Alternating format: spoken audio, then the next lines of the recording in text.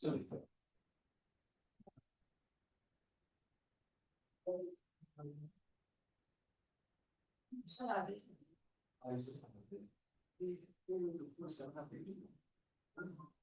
can you please come closer to the slide so that you can take one picture? Yes, just trying to get rid of that. Yeah. Okay.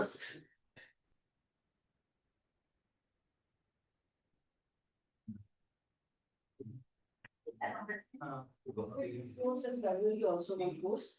And by submitting all the documents, there's like it's written that every session photographs are required. Really? So this time I asked him, I assigned this task to him that every session they take because I'm anyway poor in taking pictures, so you need to go in the inaugural and valedictory. We'll try to snap no? We will upload pictures also on the drive, sir. On that drive, we will upload everything. So with multiple pictures, we are taking the session, the speaker gets, doesn't look nice. Okay.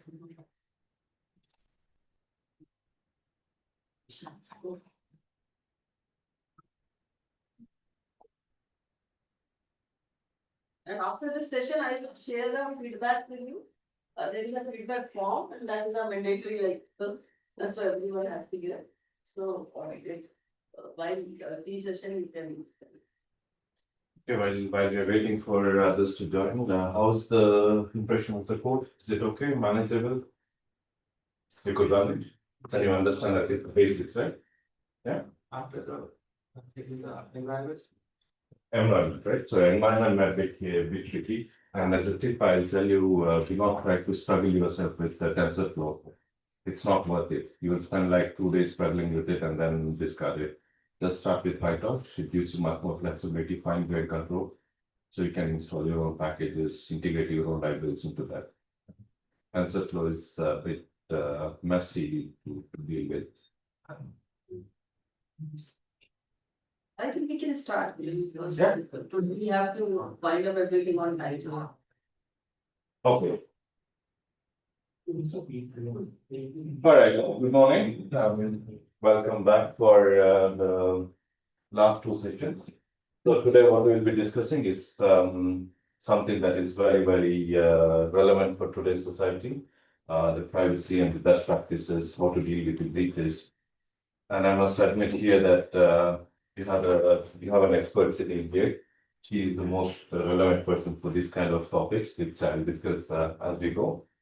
And then you can take a step forward because there's a number of challenges that are unsolved. So the idea here is that I'll tell you what has been done, and then I'll give you some ideas on what can be done in the future. Okay. All right. So just to recap on this thing, we started looking with the face setting engine, and then we said this is a typical case where we have a face detection, and then you find alignment and recognition, feature extraction, comparison, and then there is a database, and then there is a comparison that is coming out, right? So this was the whole idea. And then I told you that as soon as we identify the subject, then we are going to tell that this is a person that we identify, or this is a person that we do not identify or reject. This doesn't work. Okay. All right. So now remember, I told you that the breaches can happen. Yesterday we spoke about attacks. So attacks usually happen at this part or any of the pipeline. So breaches typically they are more concerned with this part, the database part, right? So because whenever we are talking about breaches, we're talking about large scale attacks. We're not talking about one person attacks. Maybe even in one person attacks is fine, but the scale, if you have to have a real big impact, then you're trying to target the database. So one of such attacks is also morphing attack, right? That we discussed today. So we are trying to inject the data, inject the poison into the database by giving a wrong kind of placing info, manipulative placing. Okay, so now if we go, why should we be worried about this kind of breaches? I'll give you some examples of where breaches are happened. But what is happening with this is that we are now connected towards ubiquitous computing. Okay? So we have our smartwatches, which is collecting the data, we have our smartphone, which is collecting the data, and they're all somehow interconnected.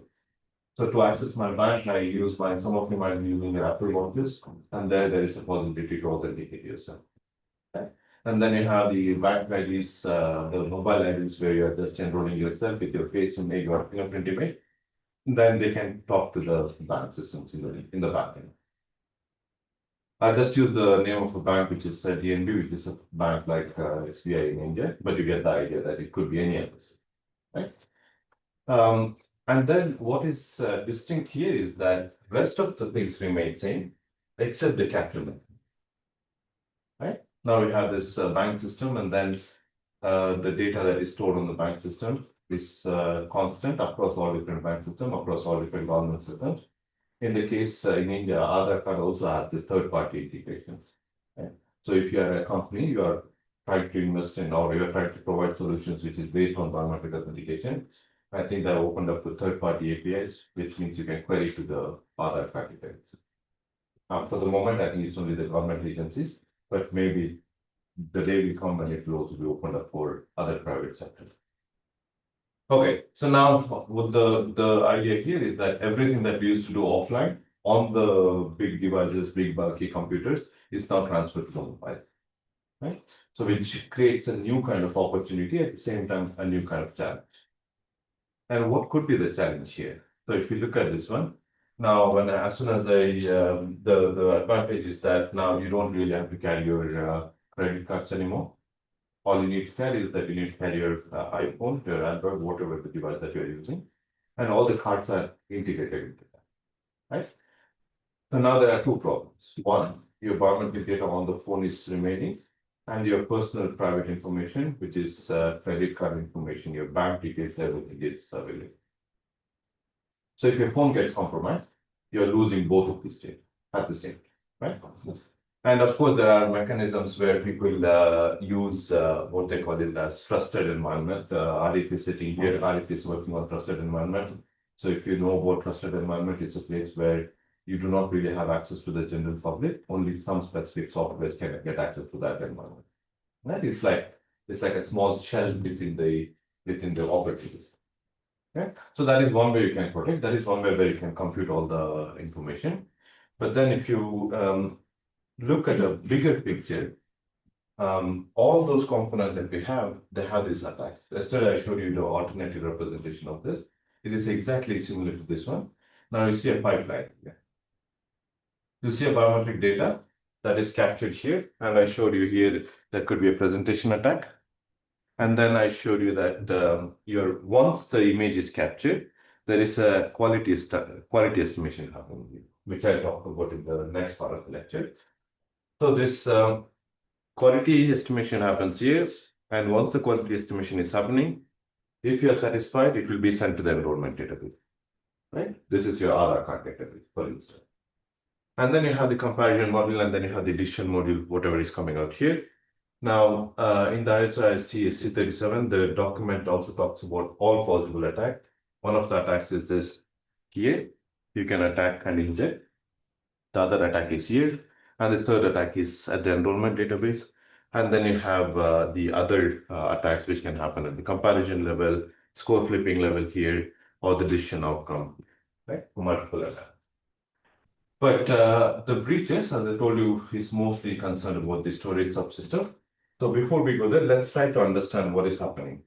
So I don't know how many of you actually read the news, but there was a breach in the Aadhaar card database. The data of number of millions of people were losing. And the worst thing here is that we do not know how many people have been compromised. There is only an estimate. And this is not only the case of India. So many years ago, there was a big breach in South America. So fingerprint database got leaked. And the problem with the biometrics is that we only have one biometric, right? So if I lose my face, then I can't really replace my face. If I lose my fingerprints, then I can't really replace them. Right? But with the other ones, maybe if your signature gets leaked, you can learn a new signature, right? But not with the face. So the biometric modalities which are physiological based can be very tricky to recover back. So this is one of the examples where Aadhaar card data got breach. And the story goes, when I was reading the article yesterday, I also kind of figured out it was not the breach of the database, and in the sense of database was not compromised, but it was somebody who was a third-party vendor. He or she was selling the data, right? You have this multiple enrollment centers in Aadhaar card. Every city had an enrollment center, and it was given out to third-party vendor. And these some of the third-party vendors did not really take care of this data privacy, and it was just shared with us, right? Now, what should we also consider about this privacy aspect? If you think about this, I told you one motivation we cannot really replace the biometric data. And the second part is that there is regulation. There is regulation like GDPR Act in European Union, which is called General Data Protection Regulation. And then there is the AI Act, which came into force a year ago. This has been worked since 2019 or 2016, and now it has been finalized. And what I learned recently was also that India is launching another act called as DPDP Act. Anybody has heard about this? So it's a privacy act again from Indian government, and there is a task force that is working very actively on making sure that the data of people are not compromised. Yeah. So there is an aspect of this privacy. So people are kind of concerned about how to secure it. And now comes the challenges when we are talking about the securing of this data. Let's take the very first challenge. The very first challenge is that you have a person, and then what you do is that you kind of extract this image, whatever that could be, either deep learning, classical machine learning, anything, and then you get a feature descriptor, which is typically a bunch of numbers. Right? It's a vector of numbers. Now, as soon as I have this one, what should be the first property of this system is that I should not be able to go back from this feature space back to the image. Right? Because once I have extracted the feature, it should be bijective, which means it goes only one way, and you should not be able to count the reverse. Now, the classical approaches here is that some of you might have learned about hashing. You have learned about hashing, right? It's a one-way encryption. So you can do the one-way encryption, but then hashing has its own problems. Hashing has the properties of collision, so which means that two feature vectors of two different people might be colliding. That means I'll not be able to make a decision whether it's person A or person B. Make sense? Okay. So this is the challenge number one. Now we should not be able to go back from feature space back to the image space.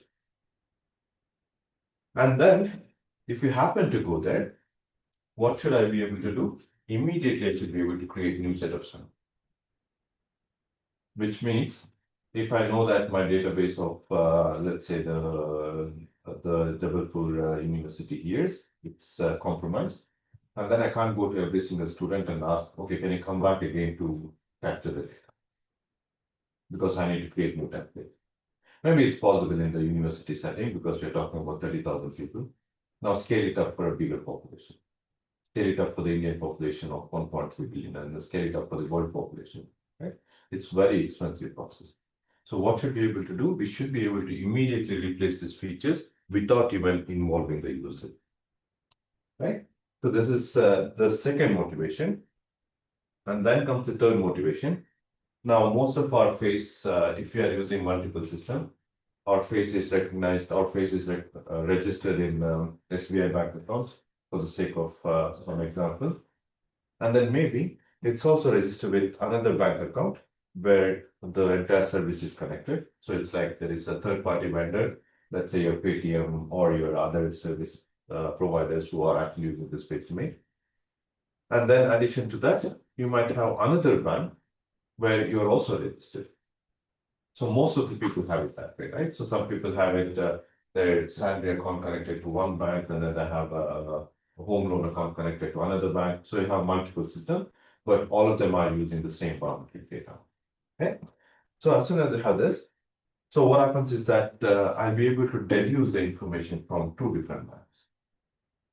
I do not know who that person is, but I'll be able to tell if that person is a customer in both banks or both systems.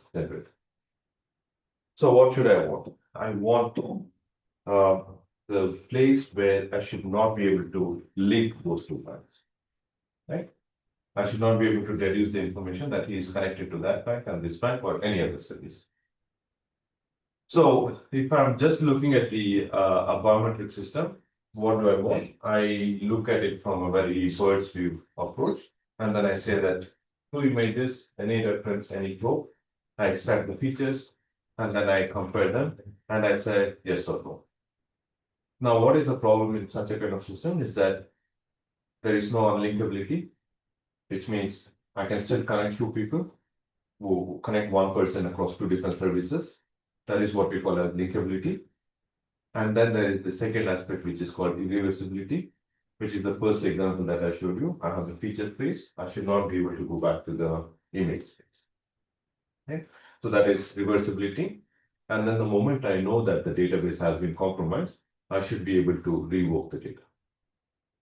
Revoke the data in the sense that I should be able to replace the template without involving the user. Yeah? Because it's very expensive, as I discussed. So what do we want? So we want a system where it is most of the current systems, if you do not enforce template protection, they will be reversible, they will be linkable, so across two different banks, and they are irrevocable, right? So what we want from that system is to go towards the next system where there should be irreversibility, there should be unlinkability, and there should be revocability. Three big properties, right? So these are the ones that we are concerned about. So I'll show you some example on how, when, and why we do. If we achieve everything in a right manner, so what we are doing is we are going away from that feature extraction comparator to something that's in the red line towards something that is in the green. So we keep the feature extractor as it is because I don't want to go back and train a new CNN for extracting the features. I extract the features as the CNN provides me. And on top of that, I can start working on protecting the template. Right? So if I achieve everything in the right manner, I would be following the green lines, and then I'd be able to achieve three properties, which is unlinkability, reversibility, revocability. Right? Now we know that as soon as I try fiddling with the feature extraction, there will be some drop in performance. This is understandable. At the cost of security, I lose some performance. Now, how we manage and how we balance it out is something that I'll show in the next set of slides. But at this point of time, everybody is kind of with me on the idea that we should not really keep the templates as plain templates, but rather than protected them. Right? You could go for very simple mechanisms such as hashing, or you can just do a key-based protection, encryptions. But then there are some limitations, and there are some shortcomings that will not allow us to do that in real time. Okay. Okay. So let's start about this biometric features, right? So before we go there, we want to understand what is feature, what is template. So a feature, I'll let you read this one later on, but there is a vocabulary document where everything is described. They clearly distinguish what a feature is, what a template is, what is a protected template. So that you can read it later on. I'll give you a visual illustration here. So anything that I have in the image space that I can identify a person, whether it's face, iris images, ocular images, so that is typically called as reference images or biometric samples. Right? So that could be a raw fingerprint. And what is this? This is nothing but the features which are typically extracted after a certain amount of processing. And this processing could be mathematically grounded, this could be based on deep learning, this could be handcrafted features, and so on. It could be anything, right? So the idea here is that if I give you just this image, you'll not be able to tell who this person is. If you know that person, maybe you'll be able to recognize to some extent this one, but still it's quite challenging, right? So we are talking about millions of people. Okay, so here, if you get an idea of what images and the features, now templates is exactly the feature that we are talking about here. So these are our features, right? In the other words, it's also templates. So that's why we call it as template protection. So we are protecting those features, not the images itself. Okay. All right. So what is the problem now? If I'm able to do this, in the previous case I showed this is feature, this is feature. So this already looks quite good, right? But then what is the problem? The problem is, even before the deep learning came, there have been number of works that have been proposed. So you have an original face, and you do some kind of feature transformation, and then you get this templates. Now, if I am able to learn something very, very nicely, I can learn an inverse function of this, which means from this image, I can go back to this image. Yeah. So now, of course, you might tell me that, okay, the quality of the image is not really good. Well, it's just a matter of fine-tuning the algorithm, retraining the algorithm until you get the high quality image. So we have this deappearance where we are creating a template, and then the inverse function of that is reappearance, where I can match the face LBP from this one. Again, this was the work that was already done in 2016. And now, why is this more relevant now for us? Now, in this week, last week, you also had a very nice lecture from Professor Ojha talking about generative AI, where she introduced you the visual of variation autoencoders, and GAN networks. Now, replace this inverse function with such a nice network here. So what do I need to do? I take a bunch of templates that are stored in the database, which are protected, and then I dump it into a encoder space, and then I learn a representation, and I'll be able to create the image. So from this image, this is X, and X dash is the variant of this, so I can learn this whole mechanism, right? So Gen AI, whatever we are talking about now, it also has an implication of the security practices in our case. Now, let's go to the next part. So you might now tell that, well, maybe face is not the best idea. So we also learned about fingerprint. I'll use fingerprint. Fair enough. If you do that, so what happens in this case? Another work which was done in 2015, Professor GIAN and his group. So they showed that if you have a minutia pair, then you can recreate the fingerprint. You all remember the minutia points that we were talking about, X, Y, and theta. And this is nothing but a bunch of points, right? So I have a set of points here. And from the set of points, I can use my creativity, and then I can start creating the samples infinite number of times. And at some point of time, these samples that I've created will be very close to the actual image. So here you see that if you have the impression 1, this is nothing but for fingerprint 1 and fingerprint 2. So the scores, the comparison scores are here. Fingerprint 1 with R1 is 54, and then with F1 with R4 is 312. R4 is this one, and this looks very close to this one, right? So what did I need? I did not really need any knowledge about this as a system. I can start picking random minutia and then start creating the fingerprint until it starts attacking one of the images in the database. Right? You have to think about the scale here. Now, what if you don't have the minutia points? Another extreme condition. So this minutia point could also be randomly guessed. Right?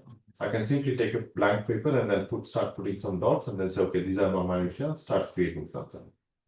Now, if you're thinking about millions of people that are in the fingerprint database, at least one of them will be matching, right? So then you just keep on repeating this over and over. Okay. So there is another problem with the template creation from random minutia. So face is vulnerable, fingerprint is vulnerable.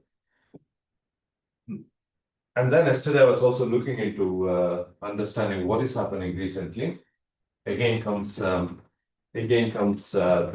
generative AI networks, right? This is a very recent paper which has been put on archive a couple of months ago. Not even a couple of months, I think it's a couple of weeks in fact. And here the idea is again the same, right? So whatever we were doing here, very manually, guessing the minutia and then trying to reconstruct it from minutia points to the images. So they have used the generative adversarial networks, which is typically unit-based architecture. And then they dump into the network a couple of minutia points. This is the red and green. And from that, they learn this mapping. Now you can already see that there is a discriminator here. There is a generator here. So you have discriminator generator. So using this, I'm now able to create the fake fingerprints, which they call it as proxy prints. But the idea is that there is a translation happening with the template image space. And they also go one step ahead. And what do they do from the one step ahead process is that they create the sample and they don't stop there, they create fake samples of it. So they show a very nice process where they're creating the mold here. You see that thin film layer. And on top of that, they're inserting the thing. So at this point of time, your fingerprint, whatever you're getting here, is quite realistic. And this could be a benefit of doubt that the quality is slightly lower. So I'll accept it. And if you put it back into the system, it will be accurate. And here you see the score, right? You see the score 107, 73, 56, 56, and so on. So for every comparison they are making with the fake fingerprint and the real fingerprint, it's now becoming more and more difficult. So we established that the face has a problem, then we went to fingerprint, and even in fingerprint there is a problem here. And then they not only stop at in the recent work that has been played here, that has been published here, they don't just stop at showing that fact. It is just shown, they just don't show the generative adversarial networks, but then they also show that in addition to that, they can create a mechanism where it can be protected. So that's what they call it as proxy fingerprint, right? So you have an enrollment sample 1A and then authentication sample 1B, which is XI and XJ. So whenever you capture, you do an encoding, and then they introduce a key mechanism, and the key will align the template. And once the key is aligned, so then they're putting it into the third party backend. So whatever the database that is. And now, even if the attacker is trying to steal some data, so whatever the information that they're getting here will not be exactly matching the time. So you can see that here, it is not matched. Maybe it is stolen fingerprint that is detected, but in the other case, it is correctly. So the idea here is that they introduce this sub-module, which is actually quite smart, because in the first case, they use the encoder-decoder generated adversarial network for generative adversarial network to create the fingerprint, fake samples, and they use the same mechanism with some key insertion in the middle so that it becomes stronger, so that it becomes privacy preserved. Okay, good. So then this is one way where we can resolve the problem. And then we have the other modality, right? So we also discussed about this idea of iris recognition. I did not really get some time to talk about that, but as we have some time today, so I can discuss slightly about that. So what is happening here? So if I have on the top part, you see a bit of binary codes. They're nothing but some zeros and ones, right? So if I have that binary codes, zeros and ones, even if I don't have, if I can guess them randomly, from there I can create this circular images. Okay, I put a black dot here, and then around that I wrap it. It's nothing but a cylindrical, rectangular to cylindrical transformation, right? So I'm taking it and then making it a circle. So I take a random binary code and then I make the iris. And once I have the iris, what I can do is I can simply insert this random opening of the eye around. Just an idea? So everything here comes down to again random guessing. And then there is a bit of learning in going from that second row to the third row and fourth row, but still it's possible.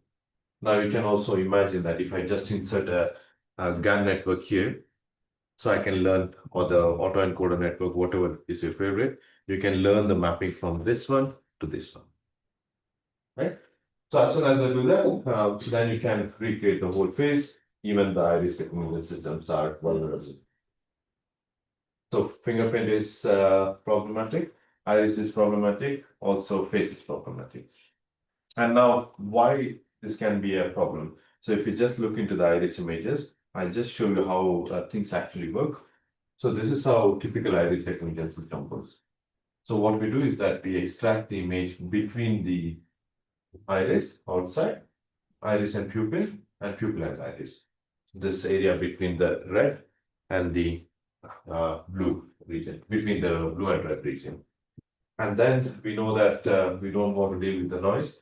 So we kind of also find out the region of the eyelid, and then the information, which is an intersection of all these three areas. So this area, and this area, right? So we eliminate this part. So what we are doing is that we are using a very small, tiny amount of information from iris. And this tiny amount of information will give us the binary code. And this binary code is a starting point. So I'm inverting it back. Okay. And then, of course, there are other kind of attacks. There are other kind of problems. So if you're wearing a contact lens, then the images become what do you say? They have the potential to attack the system. Even worse when you have colored contact lenses. So for those of you who do go for these costume parties or Halloween parties, you get this fancy the contact lenses, which can be extremely dark, or you can have some kind of patterns of cat's iris or so on. So those are all coming against it. So even if you don't consider those things, even if we assume that we collected high quality iris data, but the templates are a bit of a set of binary codes. And if I have a binary code, I can do all this reverse transformation. Okay. So what do we need to do? We need to protect them, right? So now we know that anything that we are not protected can be reversed back into the original space, and they will not respect the properties of linkability, reversibility, and revocability. So what can we do? We can think about some approaches. And in a survey that was written in 2017, there has been discussion about a number of different approaches, and there they talk about some of the things here. Cancelable biometrics, I already told we have Professor Khanna sitting here who has been working on this. And then we have biometric crypto systems, again, she has been working on that. And what has come recently in the field is that homomorphic encryption. I'll not be able to cover that completely, but I'll give you a brief introduction to what it is. I'll talk a bit about the irreversible transformation in the rest of the talk, but you can extend the idea for other kind of applications. Okay. So what is cancelable biometrics? So if I just assume that I have okay, let's take a bit of time here to discuss about all these aspects. So if I have a biometric template, it could be single or it could be multiple, right? My system could have only one fingerprint, or it could have 10 fingerprints, or it could have face, fingerprint, and iris, right? It could be multiple things. So irrespective of that, what I can do is I can do some kind of transformations that is completely irreversible. And there are a number of works. If you read that paper, you can see that what works are talking about them. And then there is also this sorting. Sorting is also the technique that is used in password protection. So what is sorting? So if you just assume that you have a plate in your hand, and then if you're trying to put the salt, there is no way that you can reproduce 2 times the same mechanism of putting the salt, right? It's very random process. So which is exactly the case here. So we take the biometric data and then we sort it. Sorting is nothing but it's adding some random knowledge to the data. And then you have the other category, which are called as biometric crypto system. So we talk about the idea of taking a biometric sample, and from the biometric sample, you try to generate a key. So if I'm generating a key from my own samples, it will be more unique than somebody else, right? So that is the idea. So you can generate a key, and then that key should match all the time you're coming back to verify yourself. Now, what is the problem there? Anybody can think of any problem in the key generation schemes?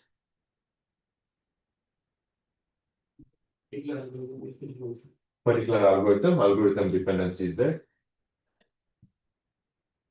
Sharing of key is possible. Sharing of key is also possible, yeah. And then the other problem? Data breach. Data breach. Data breaches, yeah. How can the data breaches happen? Multiple entry. For instance, if you take the face, which we talk about the mask, right? So mask is still the same face. Now, if you're using face to generate the keys, then it doesn't distinguish between whether it's a real face or it's a mask face. Because face is what is going to create the keys, right? So that is a problem. And then there is also the key binding, which means you don't trust the biometric sample to generate the key, but you say that, okay, I will manage the keys for you, and then I'll give one key for each. This is a nice solution, but then somebody has to be responsible to manage all the keys. And how do I trust if it's a third party? So if it's the government, maybe I will trust them. Okay, they will manage the keys. But if it's a third party, I really do not know if the key they have given to me can be shared with somebody. Right. So there is two other mechanisms, which is key binding and key generation, which is another set of the intersection of cryptography and intersection of government. Right. And then we have the other idea, right? The other idea here is that you forget about everything else. You just encrypt the data, and then you never go back to the original data. So you do all of your comparisons in the higher dimension space or lower dimension space, however you want to predict it, right? So it's nothing but now I have a name, let's say Manvi. Manvi becomes A, B, C, D, E, and then my comparison happens in that A, B, C, D, E, not in the Manvi space anymore. So you understand the idea here? So we transform the data from encryption to go upwards. And then there is also this idea of garbled circuits. Garbled circuits introduce some amount of randomness, right? You take a simple data and then first you do a homomorphic encryption and then you use garbled circuit on top of that. So that is again another theory. Here is a very interesting area for some of you who might be willing to, who might be planning to take up some works in this direction. These homomorphic encryptions are very computation heavy. Right? Now, if I ask you to wait 10 minutes to verify you, it will not be very happy. So what is happening in the recent years is that there have been new techniques which are coming up, and these techniques are focused on faster comparison homomorphic space. And second one is what is called as somewhat homomorphic encryption. It's the algorithms are SHE. It's not fully homomorphic, but it's somewhat homomorphic. Right? So this is another area that people are investing in. And then recently there has been some works on fast indexing for homomorphic encryption. I think there is a patent that has been recently applied for that from some of our colleagues. Where they're trying to do is that transform the entire templates into homomorphic encryption.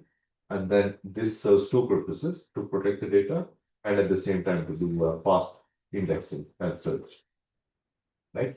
So if you have 1 million database and if I go and tell I'm Kira, it has to go through 1 million entries. So how can you make it more efficient for searching the database queries? So that is another application of that. Okay, so we'll not be able to cover all of these things, but you get an idea of what homomorphic encryption, garbled circuits, at least garbled circuits can go and read stuff. And there is also alternative part to this, which is called as zero knowledge proof. ZKP. Yeah. So you have been working on that. You know that, right? I think Arif also is working somewhat on this one. So the idea here is that I did not really ask you that whether you are Manvi, but I asked you to prove that you are Manvi. Right? So I do not need any data from you, but I'll tell you, okay, what is 2 plus 2? And then you will give me an answer in a particular space. So this is typically the zero knowledge proof, right? So I do not ask you to share the data. So that is another area which is quite interesting. And I'll just take an example of how we can use some of the existing techniques for creating this kind of protected templates. Let's start with a simple approach. There is this mechanism called as Bloom filter. The idea here is that if you take an iris template, right, it's a binary code. I told you it's zeros and ones. If I have a bunch of zeros and ones, what I can do is I can divide them into a number of blocks. And then from each block, I can treat it as one word. Okay? So I take the whole chunk and then I represent it as a bird, as a block. And the block has some properties. So it has to be certain width and certain number of bits. And then if I take each of them, what I can do is I can take another column here, another column here. Now I can do a simple XOR. So what does XOR tell you? It gives you that representation, right? One with 0, 0 with 1, 1 with 1, and 0 with 0. So when I do this, I can go from binary space back to the real space. So simply, it's nothing but binary to hexa conversion, right? So I have 21 and 26. If I do XOR with these two, I'll get a new number. Now, without doing any key here, anybody who knows XOR can reverse it. XOR is reversible, right? It's a basic property.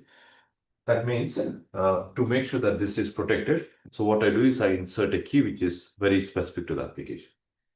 So then I say, if you're using SBI Bank, then the key is 20. But if you're using HDFC Bank, then the key can be 50. Right? You kind of insert specific keys. When you insert the specific key, you have two representations. Then XOR with the key, you get two representations again. And you kind of do the process over and over again. So what happens here is that the previous input that was 0 and 0 now becomes 1 and 1, which means if I do all that's not true. So what happens here is that now you see that the answer is 39 and answer is 40. So you go to that particular bucket and then you set the indexes of zeros to 1 and 1 because these two are activated. Right? So it's a simple process. It's a very easy process to make that alignment free representation because in iris recognition, you don't really care about the alignment. And then this scales up very well to that particular problem.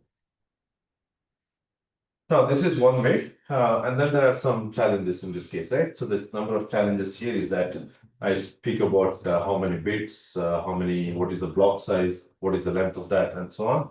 So if I look at the problem, if I increase the number of bits, the intra-class variance also kind of grows with the size of each block, right? And then if I increase the number of words, then I start colliding, which is a common problem with hashing as well.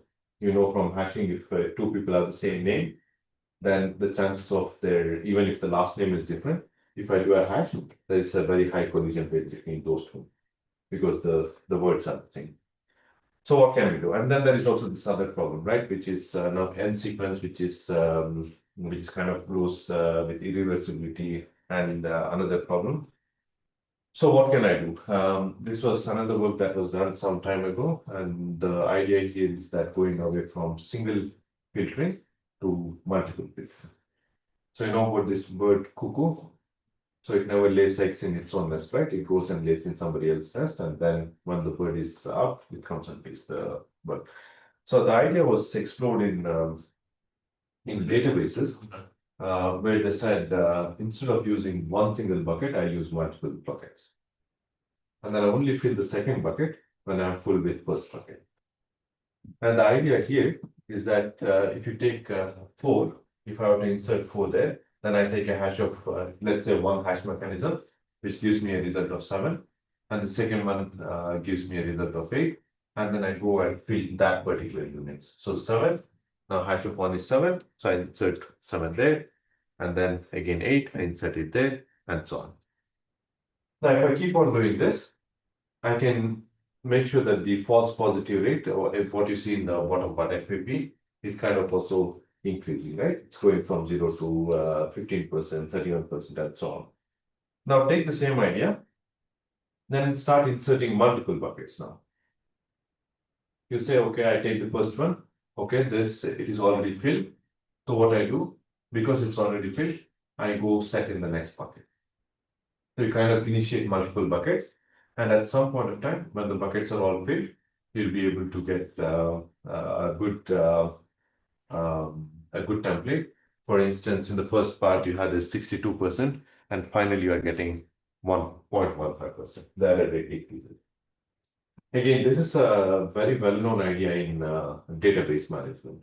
So if you've worked on databases indexing in the classical computer science sense, right? So it's exactly filling up all the entries. So you fill up the entries in a systematic manner.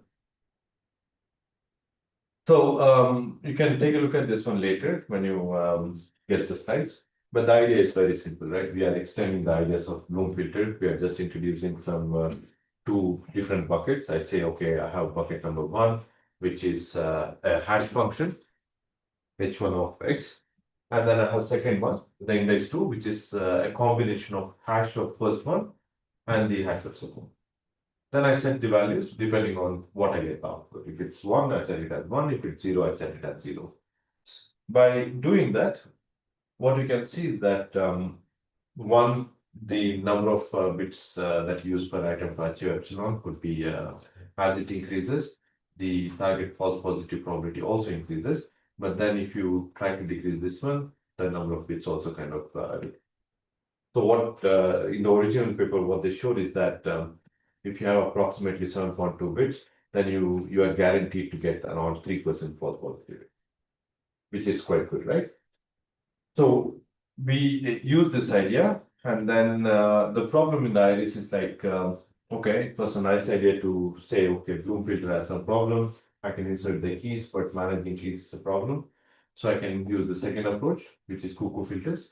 And if I do the cuckoo filters, you see, first of all, the iris varies across all different captives. So when I'm giving my iris image, maybe I'm opening my eyes completely, so then I don't have the noise. Second time I'm closing it slightly, and the third time maybe there is a light reflection from the ambient light. And every time I do, there is a variation in the data.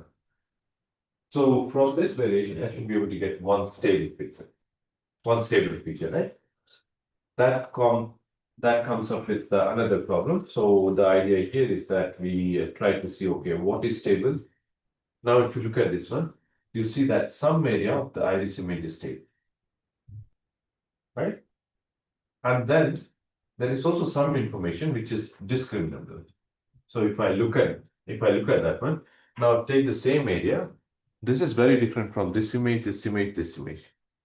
One, it should remain stable. Second, it should also be remain discriminable from the other people's iris. So if I can do that, so then I'll be able to create a better map. So what you can do is you can do this class-based learning.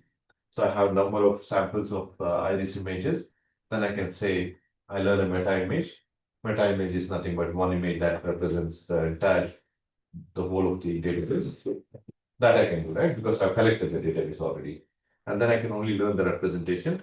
And then I create this meta codes, which are nothing but the iris code, the gamma filtering code. And then I can say, okay, those are all the iris images. Those are all the bits which are stable across all the classes. Stable as in stable for every single one of us. And then I can also create the other one, which is discriminable for each of us. So how much is my information different from your information, right? So then I have two maps. So once I have two maps, it's easy to create two buckets, right? So I create bucket from one and the second one from the second bucket.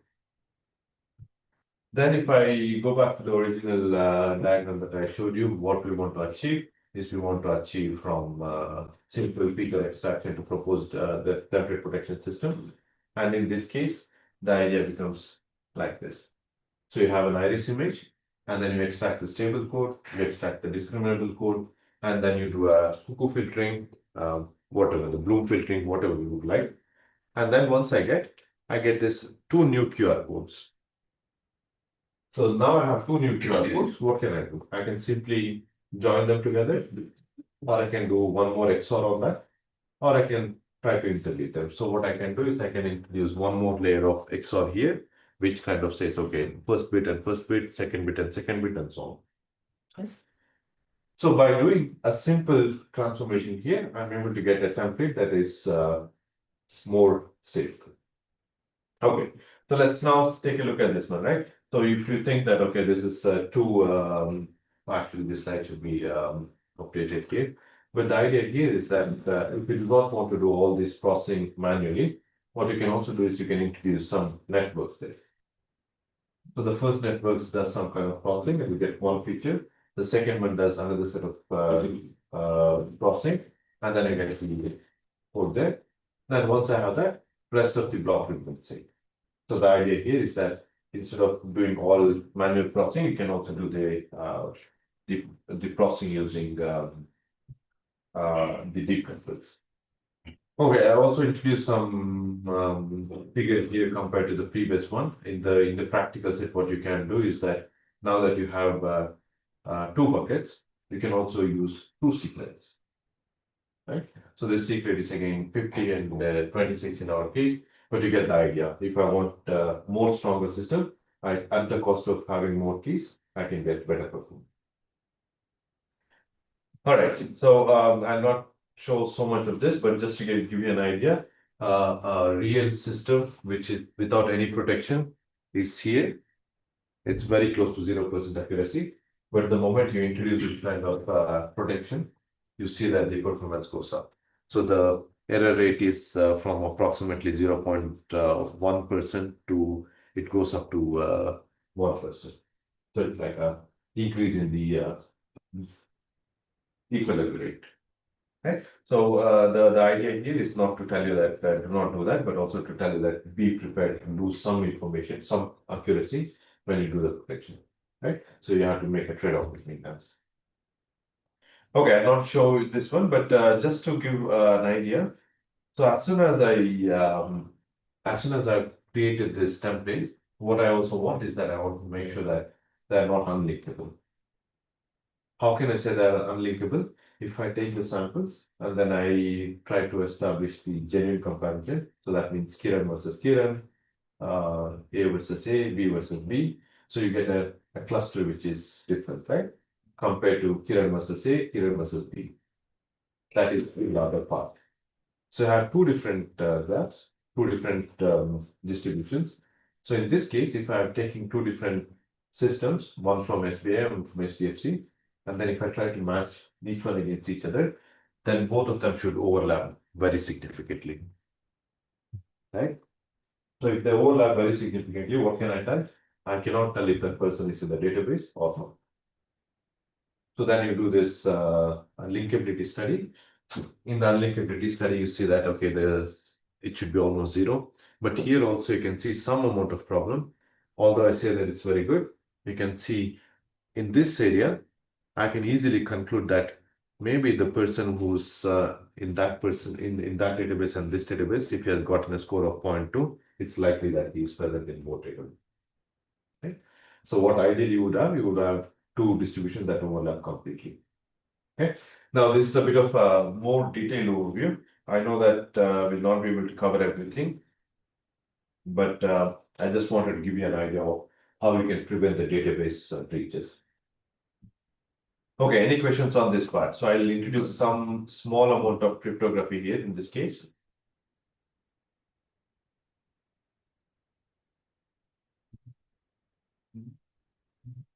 Any questions on this so far? We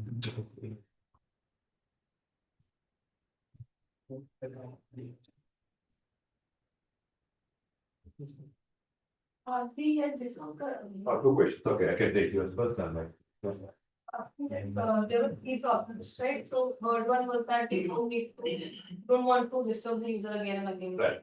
So hardly like or I don't understand how are we. Revocability, right? Okay, so I'll talk about the revocability in a moment. Your question was? Sir, what if the user is failing a lens while registering a template? Yes, so that's when you do the presentation attack detection, right? Yes, sir. So wearing a lens, if you remember the first figure I showed you, we have the Yeah. capture part. So that's where you introduce a mechanism to stop the lens. So a proxy can be created while wearing the lens. Yes. If you do not have a presentation attack detection, then you can get through the contact lens. Sensor cannot specify that. Sensor is not typically enabled, but you have to introduce an algorithm to know that, right? Or you can use some multispectral sensors which have inherent capability of detecting the contact lens. Okay, revocability. So how do we do the revocability? In this case, we simply, if I just take the example of this one, right? So what can I do? I do not have to call the user again. What I simply do is I simply replace this secret 50 and 26 with 90 and 8. Right? So, but again, if I do that, what I should also understand is that I should go back and measure the performance like this one. So I introduce a new key and then try to measure if they are stable. Right? So that is why I don't have to call the user back to give me the error concern. It's like one-way hashing, right? You're introducing a new hashing mechanism, and the user is not involved in this key. Okay. Okay, I'll just talk a bit about another idea. This was another work done by one of our master students, and the idea here is that most of you might be knowing this randomness chaotic maps, and I'll show you how the chaotic maps work. Let's just simply take this one, right? If I have a particular random seed, and then I keep on spreading it randomly, you see that the process is very diverging, right? So anytime I have a seed from here, I can end up in any of this space, which creates kind of infinite number of opportunities for me. So once I have that, if I choose, for example, if I want to generate the key itself. Now, in the previous case, we were generating the keys differently. In this case, if I generate the key itself here, so that key can be using this simple mechanism, which is completely random. And again, I don't know how much time I have. Yeah. We have 15. We have time. Okay, so quick. Good. So here. 5 minutes. Okay. Okay. Sorry. So 5 more minutes. Yeah, fine. 5 more minutes. Okay. Okay. So I just want to give you an idea. So this is also quite interesting because of the fact that most of you might be knowing about quantum computing, right? So this is going to be a big surge in the next couple of years, and people are investing on it. And here the idea is that you take use of some kind of mathematically founded formulas. For instance, you have elliptic field, any random field, right? You describe that with the equation y square equals x to the power of 3 plus bx plus c, and in certain assumptions where the p is following certain rules, q is following certain rules. And with this, what you can do is you can start playing with the equation and then just try to, I'll share the slide so you can read it through, but I just want to give you an idea here. So if you solve the equation, I'll not go through all this thing, but I'll just skip here. And here I can show you. So I start with the simple iris code, and then I create a binary number from the map. So this could be systematic, it could be random, depending on the rules that you make. And from that, I can repeatedly run through the sigma to follow that particular equation. And this will give me a new binary number.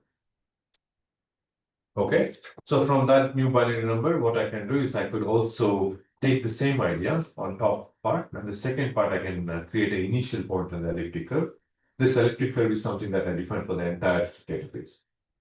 Right? If I'm a bank, State Bank of India, I have my own equation. This could be public. So there is no problem in having this as public. The only thing that is not public is PNQ, right? So it will be public private keys. So many of you might have read about this Diffie-Hellman algorithm. Yeah. And there is also this Harris algorithm. So there is the idea of public and private keys, right? So it's the same idea that we are going to use here. And then I can create an elliptic curve, and then I select a random subject, and then I try to XOR with the original subject, basic mathematical operation. And then I use it to obtain the number z, and then z is used to determine the x point in the coordinate of the elliptic curve. Right? So once I have that, I have the key that I need, I have the other constructs that I need, so I can create a new template.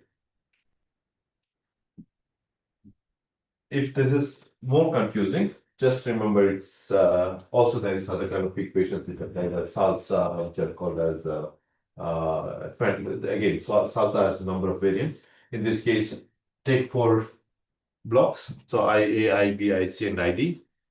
And then what I do is I take the IA and then I shift it by 7 times, left shifting, and then I add that information into this IB. So now one block is contributing to secure the second block, right?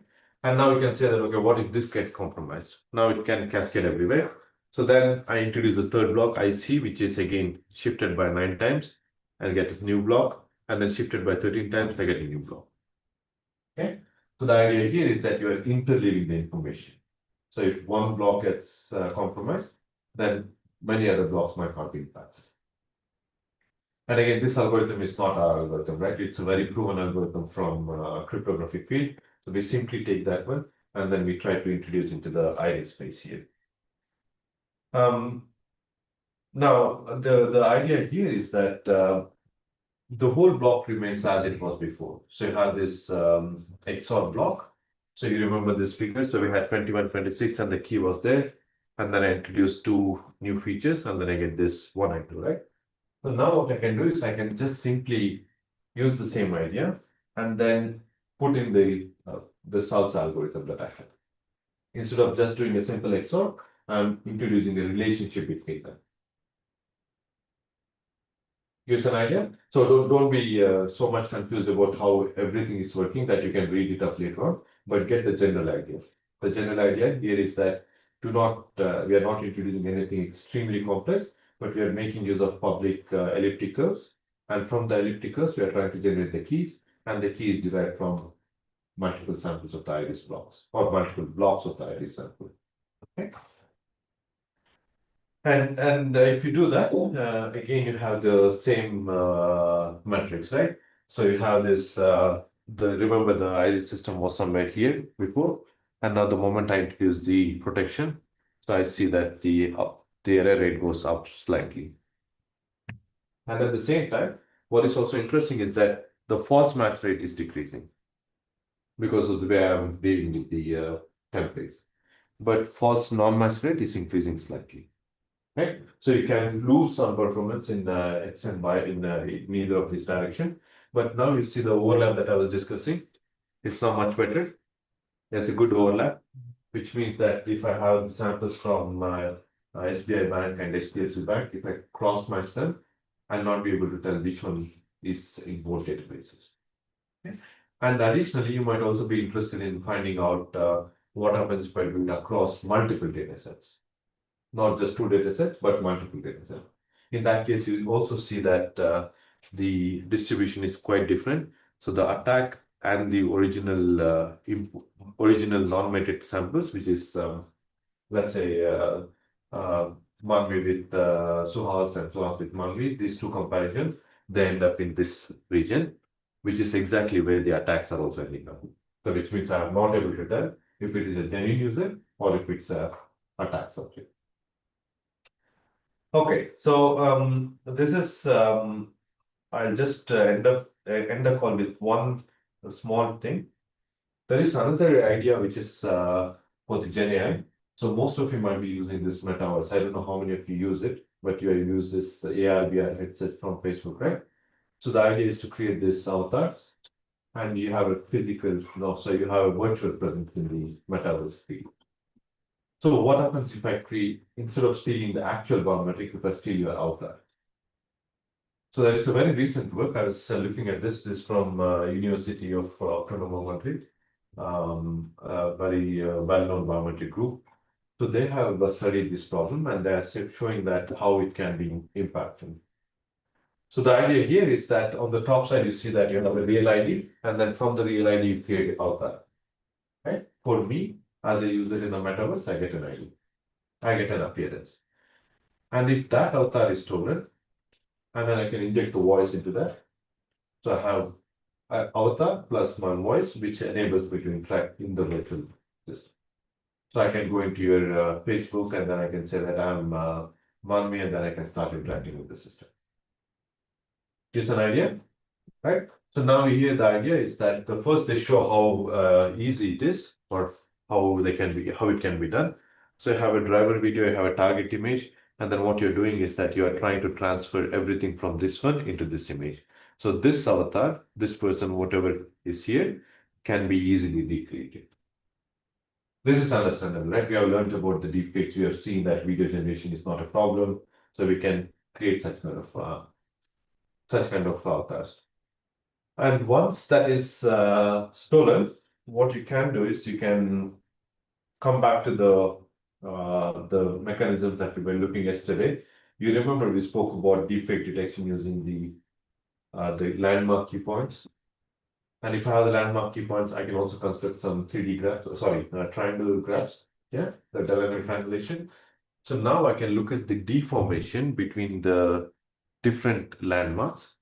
Here is a very dense landmark. Here is a sparse landmark, 68 landmarks here. This is, I think it's 468 or 512 landmarks.